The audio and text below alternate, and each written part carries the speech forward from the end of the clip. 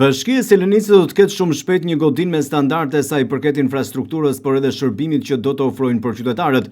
Godina aktuale nuk është as pak e përshtatshme për një bashki që ka një shtrirje të gjerë si kundër Selenica. Bashkia e re po ndërtohet në ambientet e shkollës 9-vjeçare, e cila tashmë po kthehet në një godinë për këtë institucion. Gjatë një interviste të dhënë për televizionin 6+ nga Vlora, kryetari i bashkisë Nertil Bellaj tha se godina pritet të përfundojë brenda këtij viti.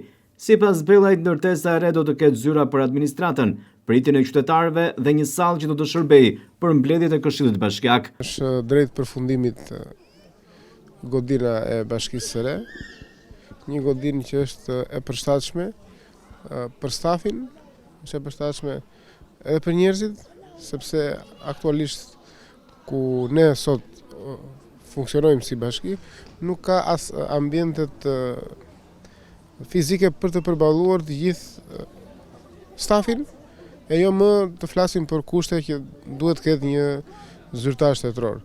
Jemi munduar, punët po ecin me ritme, shpresojmë që brenda këtij viti, vitit 2025, ajo të jetë e mbaruar, të jetë kompletuar me të gjithë pajisjet që i duhet një funksionari shtetëror që të ushtrojë detyrën dhe punën e tij në kushte minimale të standardit që duhet ketë një punojës. Është një bashki e cila do të ketë sipërfaqe shumë të madhe, do të ketë dhe një zyrë ku do të shërbejë si zyrë e Këshillit Bashkiak, por edhe për aktivitete që mund të ketë e do të ketë bashkia në të ardhmen e saj.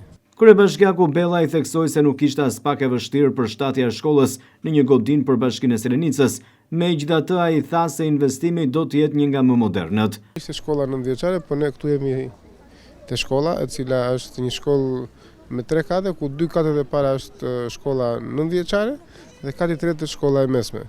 Është viti i dytë që këtu po operohet mësimi, me palestër, me teren sportiv, me gjitha kushtet që duhet ketë një shkollë, dhe ajo shkollë e cila ishte amortizuar, u ndërhyt për të bërë bashki. Nuk ishte shumë e vështirë, sepse vetë forma e shkollës që ishte konceptuar, përshtatej për zyra për bashki, dhe ishte një mënyrë më e mirë që edhe bashkia të ishte funksionale, por edhe shkolla këtu të funksiononte më mirë, duke krijuar kushte edhe më të mira për nxënësit. Selenica i ka zhvilluar në kohë mbledhjet e Këshillit Bashkiak, por tashmë godina e re do të ketë edhe një sallë moderne të zhvillimit të tyre. Kemi bërë në kot ose në ambiente të tjera, sepse aktualisht bashkia që ne kemi është rreth 300 metra katror dhe nuk maksimumi as zyrat nuk ka. Dhe nuk kemi një zyrë si Këshill Bashkiak për të bërë një mbledhje siç duhet. Dhe këtu ne kemi projektuar një zyrë, një tip salle, e cila do të shërbejë edhe për mbledhjet e Këshillit Bashkiak, por edhe për aktivitete të tjera. Dhe shpresojmë që brenda vitit, siç tham, të jetë funksionale.